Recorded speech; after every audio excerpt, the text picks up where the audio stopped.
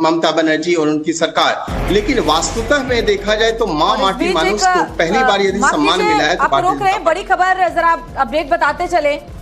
अच्छा, ये एक तस्वीर है कि सोशल मीडिया से सीएम पद नहीं हटाया ममता बनर्जी, भले बर्खास्त हो गई हैं, तब भी खुद को मुख्यमंत्री मानकर चल रही हैं। इधर नए मुख्यमंत्री बन गए, शपथ ले लिया है शुभेंदु अधिकारी ने। इसको किस तरीके से देखेंगे प्रेम जी, मतलब क्या कहेंगे? जैसे कि छोटे बच्चे जब बचपन में खेला करते थे क्रिकेट और आउट हो जाते थे तो कहते थे कि भाई हम नहीं खेल रहे, हम आउट हो गए, लेकिन हम नहीं मानते। ममता बनर्जी मतलब किस तरह का ये बिहेव कर रही है? भाई सीनियर लीडर नहीं है टीएमसी की, उन्होंने लेफ्ट के किले को ढाया, जमीन से जुड़ी हुई नेता है, हारने के बाद हार मानने को तैयार नहीं, सीएम अपना जो प्रोफाइल है उसे हटाने को तैयार नहीं।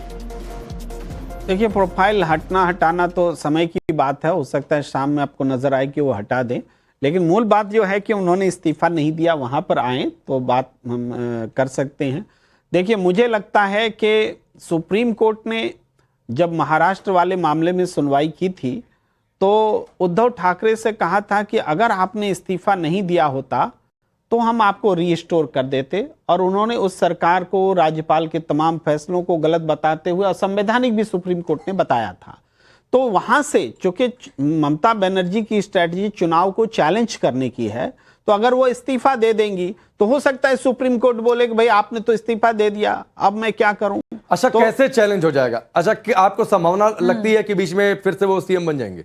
नहीं, उसकी बात हम नहीं करें, ये तो सुप्रीम कोर्ट में बात वो ले जाने की नहीं, आप मान लीजिए क्या फैसला आ सकता है अधिक से अधिक आपके हिसाब से? जब सुप्रीम कोर्ट कह चुका है उद्धव ठाकरे को कि अगर आप वो तुलना मत करिए ना, वो मामला और ये मामला अलग है। उसी वजह से आपको कैसे लगता है कि एक जैसा मामला? उसी वजह से ये इस्तीफा नहीं, आपको कैसे लगता है एक जैसा मामला? मैं तो बता रहा हूं कि सुप्रीम कोर्ट ने बहुत सारी बातें कही हैं, सबकी एक साथ तुलना थोड़ी नहीं हो सकती है। आपको कैसे लगता है कि ये दोनों एक जैसा मामला है? सारा प्रश्न कर लीजिए, बोलने दीजिए। नहीं, मैं बोलने दे रहा हूं, मैं सिर्फ ये पूछ रहा हूं, आप बताइए दोनों मामला एक जैसा कैसे लग रहा है? इसलिए कि वो सरकार भी असंवैधानिक हुई थी और घोषित हुई थी सुप्रीम कोर्ट में, और उद्धव ठाकरे ने जो चुनौती दी थी, देर में आया था फैसला, और सुप्रीम कोर्ट ने कहा था कि भाई आपने अगर इस्तीफा नहीं दिया होता तो हम आपको रीस्टोर कर सकते। नहीं, अच्छा, एक मिनट, आपको क्या लगता है कि वो 27 लाख वोट वाला जो मामला है वो इनके फेवर में आ जाएगा? आपको यही लगता है सर?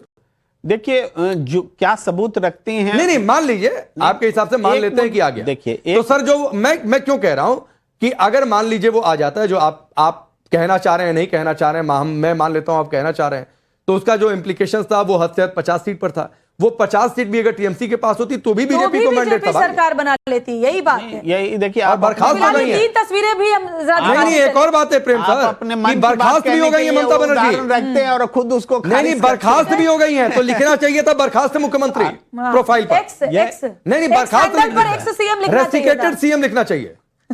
तो आप उनसे पूछिएगा। मैं ये कह रहा हूं कि सोशल मीडिया तो अपडेट होता रहता है। अभी शपथ एक बार बोल, वो अपडेट होगा, शपथ ले ली है, वो अपडेट होगा, किसी न किसी रूप में अपडेट होगा। पूर्व मुख्यमंत्री ही उनको लिखना होगा।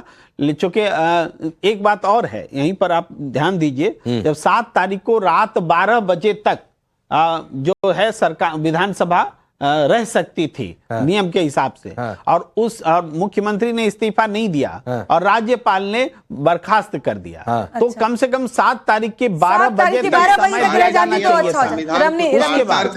उसके बाद सुनिए प्रेम जी, पूरी बात आई नहीं। प्रेम जी, एक बार रमेश भाई एक बार बोल लेने दीजिए, बाकी इंटरप्शन बहुत ज्यादा हो गया है। 30 सेकंड रुकिए, मैं आ रहा हूं। बोलिए प्रेम सर। तो मैं कह रहा हूं कि उस रात 12 बजे तक इंतजार कर लिया जाता, लेकिन हुआ क्या, असंवैधानिक स्थिति पैदा हुई। कोई भी स्टेट बिना मुख्यमंत्री के नहीं रह सकता, या तो राज्यपाल शासन रहेगा, राष्ट्रपति शासन रहेगा, या तो मुख्यमंत्री का रहेगा। लेकिन आपने उसको 12 बजे से पहले बर्खास्त करके एक न तो कार्यवाहक मुख्यमंत्री नियुक्त किया, एक असंवैधानिक स्थिति पैदा की। तब से 7 तारीख से लेकर के आज 9 तारीख तक ये प्रदेश जो है बिना मुख्यमंत्री के रहा। ये इसका जवाब हमेशा पूछा जाता रहा। ठीक है, मैं आपकी इस बात से सहमत हूं। एक बात और बता दीजिए, आता हूं बस भाई, एक बात और बता दीजिए कि मान लीजिए 7 तारीख के 12 बजे तक रुक भी जाते राज्यपाल, आपके हिसाब से उसके बाद क्या होता?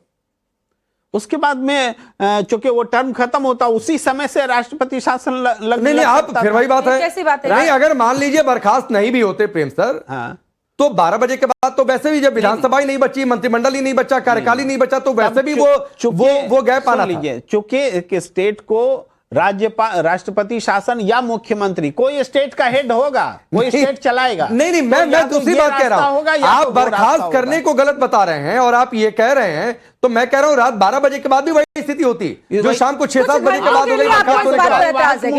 पहले क्यों हो गया? या तो कार्यवाहक मुख्यमंत्री के रूप में ममता को अवसर देते और नहीं तो राष्ट्रपति शासन लगाते। तो वो जाती तब तो अवसर देते, घर बैठे कौन सा अवसर होता है?